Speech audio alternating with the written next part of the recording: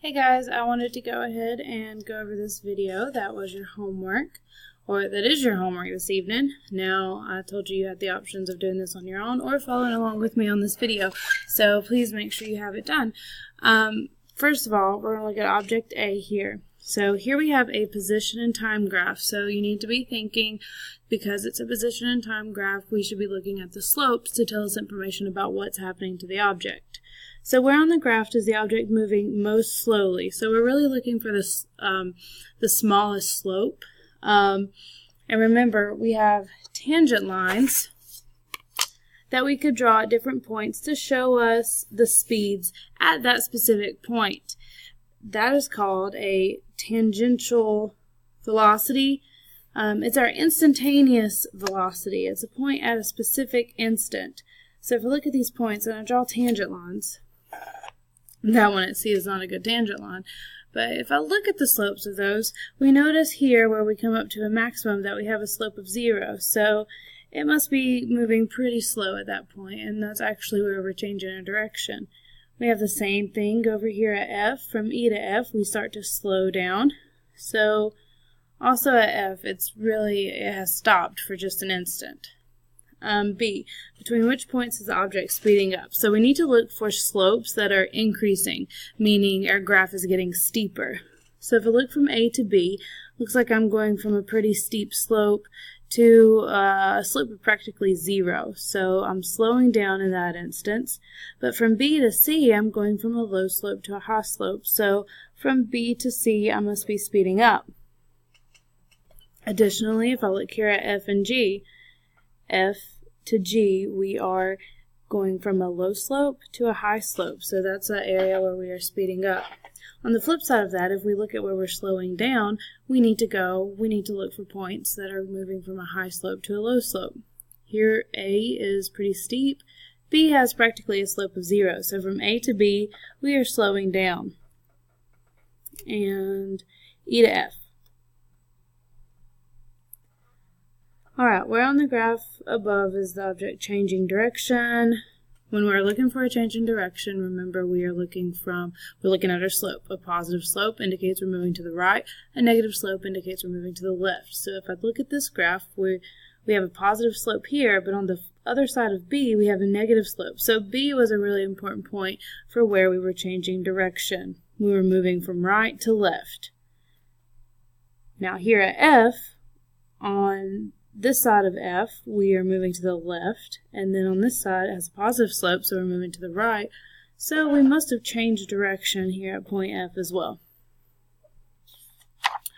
Okay, let's look at this graph here. So first of all, here's another position and time graph. It says give a written description of the object's motion. We are starting with a very low slope. Okay, and my slope gradually gets steeper, meaning I'm speeding up. So I know we're speeding up. Now I just have to figure out the direction. We are speeding up to the left. It is left because this has a negative slope at all points, meaning we are moving to the left. We started at 10 meters, and we started moving towards the 0 line. Represent object's velocity with a motion map. So if I were to draw my motion map, here is 10 meters. I'm not going to draw a very specific motion map. I'm not going to draw like 11 seconds here. But we know that we are speeding up as we move to the left. And so there's my velocity vectors. The acceleration vectors, because I'm speeding up, must be in the same direction. And my acceleration vectors always have to be the same size. So find the displacement. Remember, displacement is final position minus initial position from 2.5 seconds. 1, 2, so here's 2.5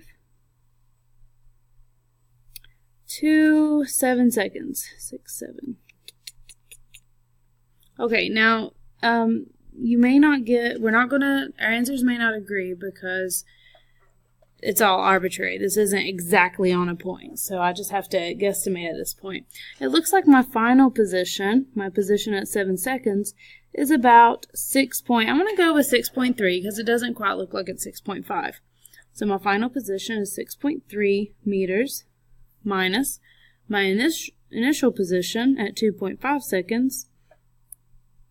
Looks about like 9.5. Yeah. So my displacement is going to be negative 0.2 meters. Now, average velocity, guys. Average velocity is displacement, which I just found, divided by my time interval. That delta just means my change in time from initial to final. So my displacement is negative 3.2 meters over 4.5 seconds. 4.5 is right, yeah. I did 7 minus 2.5 to get 4.5. And I get a velocity, an average velocity, so I'm going to do 3.2 divided by 4.5. I get an average velocity of negative, that negative is important because I'm moving to the left, 0.7 meters per second. Another way to do that is to, remember, average velocity is just the slope of this linear distance. So if I connect those two dots and find the slope of that line, I would go down 3.2 over 4.5 and get a slope of negative 0.7 meters per second. Now it says find the instantaneous velocity at 2.5 seconds and 7 seconds. So remember, instantaneous velocities are found multiple ways. We can either draw a tangent line and find the slope of the tangent line, or we know 2.5 is right between 2 and 3, so I could find the slope of that line. I also know that 7 seconds is right between 6 seconds and 8 seconds, so I could find the slope of that line. And remember, the average velocity is equal to the instantaneous velocity when we're talking about that middle time. So if I wanted to know the velocity at 2.5 seconds, I could put 2.5 in the middle and then find the average. So I'm going to actually find tangent lines though, so I'm going to draw a line tangent to 2.5. So let me show you how I'm doing this. I'm trying to get my straight edge where I can see it. But remember, a tangent line is a line that only touches your graph at that one specific point. Okay? It doesn't, this is not a tangent line because it would go through my graph. It needs to be on the outside of your graph here and only touch it at one point. Okay, so there's one tangent line. Now, if I find the slope of this tangent line, I will know the velocity at 2.5 seconds. So the velocity for 2.5 seconds is going to be the slope of this line. I'm just going to pick 2 points and find my slope here. Try to. This kind of looks like it's on this point right here.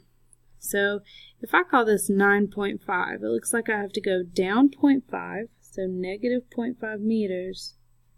So this is 2.5, and I chose to go over here to 3. 2.5 to 3 is 1.5 seconds. So that should be negative 0.3 meters per second. Now I'm going to do the same thing for the velocity at 7 seconds. I'm going to find the instantaneous velocity. I'm going to draw my tangent line. So I got my straight edge here. I'm going to draw a line that just barely touches the graph. Again, this is not a tangent line. This would be too steep. I need to draw the slope right at that point. So it only needs to touch that point. I'm going to be as careful as I can. Again, this isn't perfect. Our answers are going to be different if you tried this on your own. Now I need to pick 2 points, and I want to try to find the slope of this line. So here, I said this point was at a position of 6.3 meters. And this point has a position of 2. So if I try to find my slope, I'm going down 6.3 and 2. I'm going down 4.3. So the velocity at 7 seconds is going to be negative 4.3 meters. You can't see that, I'm sorry. negative 4.3 meters over, I went from 7 seconds to 11 seconds. So that's 4 seconds. So 4.3 divided by 4.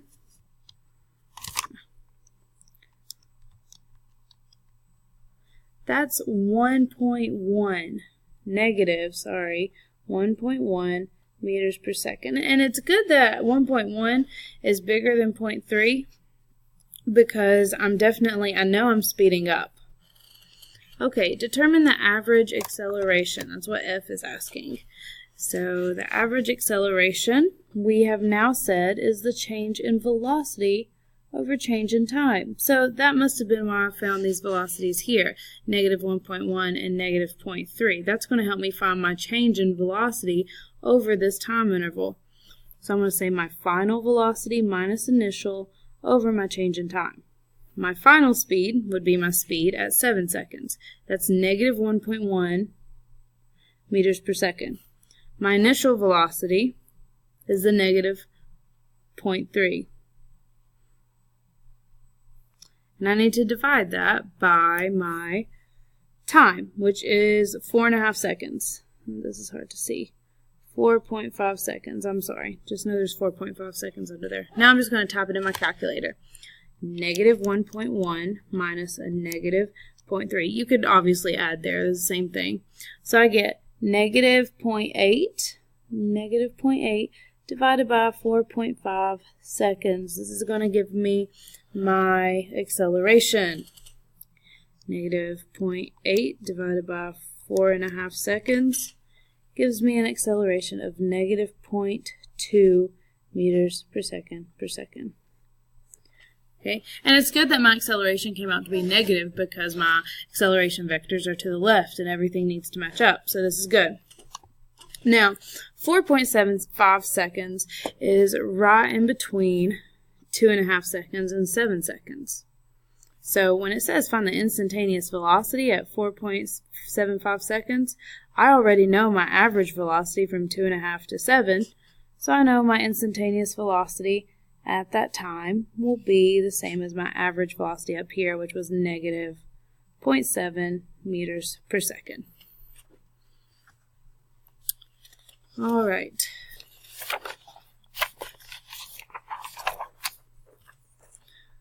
So let's look at object C here. Sorry, I'm trying to adjust this thing.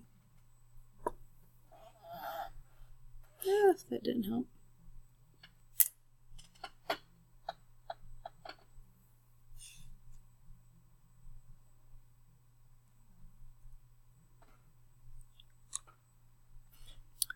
Alright, well, I can't do this one in 2 minutes, so I'll make another video.